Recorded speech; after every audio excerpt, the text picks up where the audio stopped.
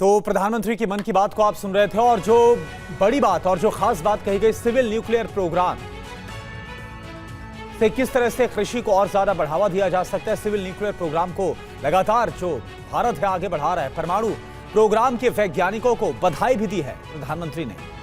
दुनिया भर की थाली तक भारत की पहुंच है, जो भारत का स्वाद है पहुंच रहा है। विंड एनर्जी में भारत किस तरह से बहुत तेजी के साथ उभर रहा है, भारत ने विज्ञान को प्रगति के साथ कैसे जोड़ा है। और इसके अलावा जनगणना 2027 का भी जिक्र किया। इसको सफल बनाने में लगातार जो टीमें हैं वो जुटी हुई हैं। जनगणना सिर्फ सरकारी काम नहीं बल्कि सबकी जिम्मेदारी है। 2027 को जो जनगणना 2027 है इसको डिजिटल बनाया गया है। सारी जो जानकारी है वो डिजिटली दर्ज कराई जाएगी। एक बड़ा बदलाव इस बार जो जनगणना है उसमें किया गया है। यह दुनिया की सबसे बड़ी जनगणना है, इसका खास तौर पर प्रधानमंत्री की तरफ से जिक्र किया गया। यह दुनिया की सबसे बड़ी जनगणना और जनगणना 2027 के बारे में बताया गया है। और इसके अलावा भारतीय कृषि क्षेत्र किस तरह से उभर रहा है और किस तरह से भारतीय थाली का जो स्वाद है वो हर जगह बढ़ रहा है। डेयरी सेक्टर का भी जिक्र किया।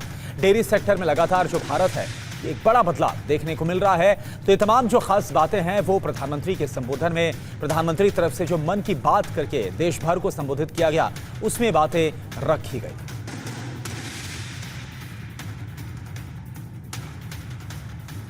तो प्रधानमंत्री नरेंद्र मोदी की मन की बात, सिविल न्यूक्लियर प्रोग्राम से कृषि को किस तरह से लाभ। और देखिए शुरुआत ही इसी के साथ प्रधानमंत्री की तरफ से की गई और तमाम जो वैज्ञानिक हैं उनको इस कामयाबी को लेकर बधाई भी दी गई है। और सिविल न्यूक्लियर प्रोग्राम से किस तरह से भारत लगातार आगे बढ़ रहा है। परमाणु प्रोग्राम के जो वैज्ञानिक हैं उन्हें उनकी उपलब्धि के लिए बधाई दी गई। और क्योंकि भारत का अगर कृषि क्षेत्र की बात करें तो आज भी बहुत बड़ा सेक्टर है अगर भारतीय जीडीपी के लिहाज से बात करें। और ऐसे में किस तरह से जो भारत है वो इसका जो इस्तेमाल है वो भारतीय कृषि के लिए कर रहा है। और इससे जो भारतीय कृषि और ज्यादा उन्नत और ज्यादा लाभकारी हो पाएगी, किसानों को इससे फायदा होगा। इन सब का जो जिक्र है वो प्रधानमंत्री की तरफ से किया गया।